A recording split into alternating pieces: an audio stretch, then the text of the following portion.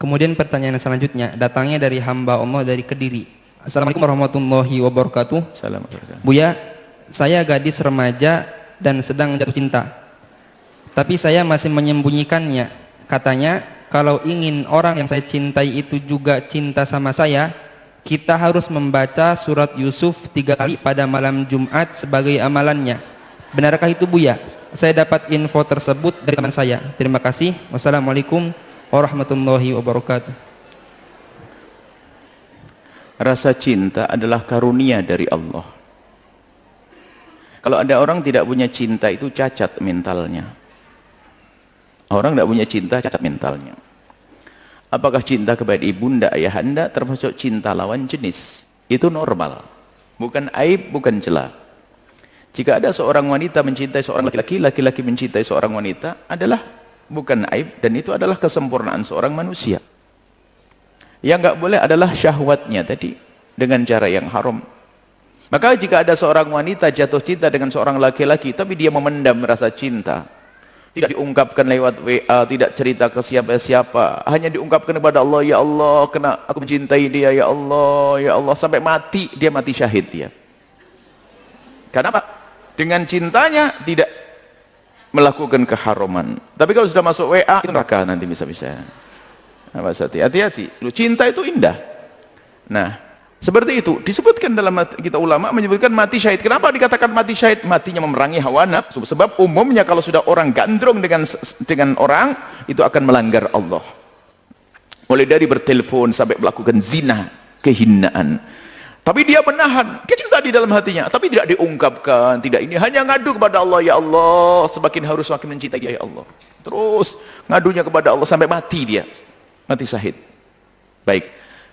Bagaimana sebaiknya di saat Anda menyikapi cinta yang Allah tumbuhkan di hati Anda? Yang pertama adalah Anda simpan dan Anda jangan ikuti dengan kemaksiatan.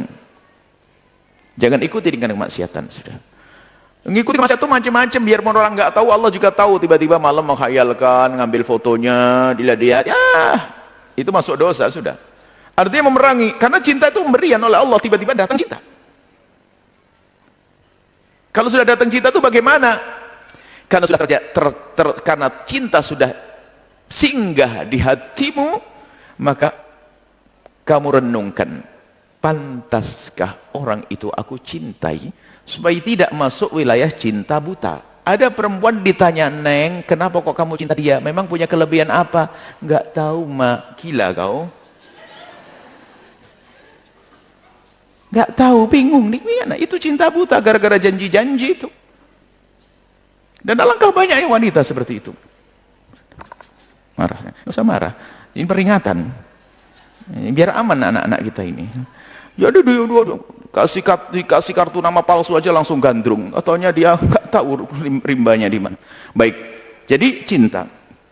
Kalau sudah ada cinta di dalam hati, kita lihat dulu. Yang tiba-tiba kita mencintainya itu adalah layak atau tidak. Karena cinta ini masih bisa untuk ditahan. Cinta itu bisa ditahan. Dari tahannya rasa takut kepada Allah. Kalau ternyata laki-laki itu tidak pantas dicintai, maka cinta itu bohong. Itu syahwat dan hawa nafsu. Ahli sholat enggak, dengan ibu baik juga enggak, kerjaannya haram, kenapa kau cinta?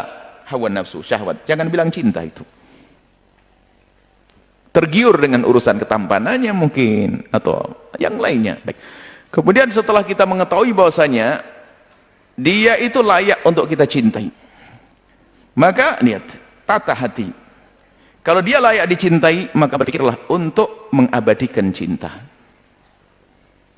Bukan baca surat Yusuf. Biar dia cinta kepadamu. Biarpun engkau cinta dia, dia cinta tidak cinta kepadamu. Kalau nggak ada pernikahan, apa yang terjadi? Coba. Tambah bahaya. Lebih aman engkau cinta kepada dia, dia tidak cinta kepadamu, insya Allah nggak akan terjadi keharaman, nggak akan zina. Yang repot sama-sama cinta, na'udzubillah. Di bawah naungan keharaman. Ini langsung baca surat Yusuf sampai kelenger, mukanya sampai pucat begitu. Baca surat Yusuf, apa itu?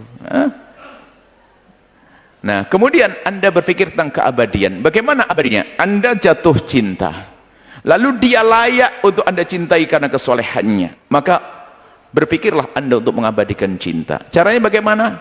Menikah. Maka kaidahnya bangun cinta di atas pernikahan, jangan membangun pernikahan di atas cinta. Jadi setelah menikah baru Anda genjot cinta itu, lihat ada kerayuan, ada kemesraan, semakin kuat itu cinta. Nah, menikah, loh kok saya perempuan? Memangnya kalau perempuan kenapa? Kan yang lamar laki-laki, makanya ngaji yang benar. Sayyidah Khadijah Al-Kubra orang yang cerdas. Mungkin Anda seorang wanita, tiba-tiba ada terbetik di hati cinta pada seorang laki-laki. Awas, jangan WA, jangan ini, jangan bakun haram. Anda langsung menuju kepada Allah satu. Kemudian setelah itu Anda menuju kepada orang-orang soleh. Anda bisa minta tolong untuk melamar. Perempuan melamar tidak perlu malu. Sayyidah Khadijah adalah orang cerdas di dunia dan di akhirat. Ngerti orang hebat Sayyidina Muhammad SAW. Waktu itu belum jadi nabi. Orang jujur, orang gantur, orang baik. Dan Sayyidah Khadijah secara umur jauh lebih tua dari baginda Nabi. Cuma cerdas. Taufik Rabbani, Allah berikan taufik pada Sayyidah Khadijah. Sayyidah Khadijah memulai, tapi bukan memulai dengan seperti perempuan ganjen. Begitu, tidak. Sayyidah Khadijah pastikan Nabi Muhammad seperti apa. Sebelum jadi nabi, Sayyidah Khadijah mengirim pembantunya untuk mendampingi Nabi Muhammad berdagang ke Syam agar tahu perilakunya setiap hari. Nggak perlu ini pacaran biar saling tahu, dibohongi kau. Kalau sudah pacaran itu yang nggak pernah mandi, giliran ketemu mandi, itu nggak pernah keramas, itu giliran ketemu keramas, mobilnya pinjaman, baju pinjaman, itu orang pacaran. Sayyidah Khadijah cerdas, pengen tahu hakikatnya baginda Nabi. Memang sudah masyhur Mekah keadaan Rasulullah, cuman pengen pasti lagi. Diutuslah. Ingat Maisarah berjalan dengan Rasulullah sampai di Syam. Setelah kembali, ceritanya semakin memantapkan Sayyidah Khadijah. Orangnya jujur, orangnya penuh berkah. Setiap dagang orang senang dengan dia, beruntung berlebih-lebih. Kata Sayyidah Khadijah, tepat sudah. Baru memulai Sayyidah Khadijah. Bukan pacaran dibohongin. Bang, tahajudan. Oh ya, tahajudan, ngorok tuh semalam. Jangan mau dibohong, WA itu kan nggak kelihatan. Baik. Akhirnya apa? Setelah itu disampaikan ke keluarga baginda Nabi. Taufik Rabbani dari Allah Subhanahu wa taala, Allah izinkan baginda Nabi dengan Sayyidah Khadijah Al-Kubra. Setelah itu wanita Arab menangis semuanya. Kenapa aku tidak menjadi Khadijah? Karena kau tidak cerdas seperti Khadijah. Gitu. Jadi memulai karena masalah. Yang kedua adalah Sayyidina Umar bin Khattab. Ini khusus para wanita, ini saya nasihati. Sayyidina Umar bin Khattab punya anak perempuan namanya Hafsah, janda juga. Bingung, pengen dapatkan menantu yang baik. Kalau nunggu, siapa yang melamar? Mungkin khawatir, takut dengan wibawanya Sayyidina Umar bin Khattab. Sayyidina Umar punya Hafsah, datang kepada Abu Bakar. Ya Abu Bakar, aku punya anak perempuan, barangkali kau minat dengan anakku. Sayyidina Abu Bakar diam. Kecewa Sayyidina Umar. Ditolak. Datang pada Utsman. Sayyidina Utsman diam. Gelisah kan sebagai seorang bapak, anaknya tidak diterima. Ngadulah Sayyidina Umar kepada Rasulullah. Ya Rasulullah, aku punya amanat besar seorang anak perempuan. Sebagai seorang bapak, aku harus mencarikan untuk putriku. Ngelamar loh yang punya anak perempuan. Aku tawarkan ke Abu Bakar, Abu Bakar tidak menerima. Aku tawarkan ke Utsman, Utsman juga tidak menerima. Nabi Muhammad tersenyum dengan Sayyidina Umar bin Khattab lalu berkata, ya Umar, wahai Umar, akan menikahi putrimu orang lebih bagus dari Abu Bakar dan daripada Utsman. Sayyidina Umar itu mikir, siapa? Orang terbaik kan Sayyidina Abu Bakar. Orang terbaik Sayyidina Utsman, nggak ada lagi yang lebih baik dari dia. Dari beliau berdua. Tahu Nabi menjawab mengatakan, yang akan menikahi putrimu lebih bagus daripada Abu Bakar dan Utsman. Siapa ya Rasulullah? Ada yang lebih baik dari Abu Bakar Utsman? Yang menikahi putrimu adalah aku sendiri. Kaget. Selama ini yang dihitung bukan Rasulullah, nggak terlalu muluk-muluk. Harapannya adalah ya bawahan Nabi kok. Tak tahu yang mendapatkan siapa? Rasulullah. Artinya begini loh, ibu yang soleh. Kalau anda punya putri, anda melihat orang soleh, anda mencoba diskusi dengan sana, kalau tidak diterima, tenang saja, Allah akan lebih bagus lagi. Makanya masalah halal ini dibuka zamannya zaman hina, zamannya zaman zina. Jangan pernikahan, termasuk kami himbau kepada siapa yang punya hajat nikah, takutlah kepada Allah. Takutlah kepada Allah. Zina adalah gina. Wanita-wanita yang mohon maaf, yang sudah tidak bersuami misalnya, kadang-kadang hanya takut kepada anaknya, dia tidak menikah lagi karena demi anaknya, tapi diam-diam di balik itu melakukan kehinaan. Naudzubillah, rendah. Maka pernikahan, ya. Tadi kami sampaikan pada yang bertanya, ini panjang karena ini zamannya zaman saya itu problem. Saya itu banyak konsultasi sana sini, stres urusan begitu. Gara-gara cinta sebelum waktunya. Sebelum halal sudah cinta. Kalau cinta itu menghiasi semuanya jadi indah. Apalagi cinta bertemu dengan syahwat. luar biasa. Kalau halal, cinta dibarengi dengan syahwat, halal indah yang tidak terkira. Tapi lihat, urusan syahwat tanpa cinta pun bisa. Jangan menganggap kalau orang hubungan suami istri, hubungan itu yang haram itu adalah cinta. Belum. Orang yang menjual diri itu nggak ada cinta, pergi pun nggak pernah menyesal, hanya dapat duit. Bisa hubungan laki perempuan tanpa cinta, bisa.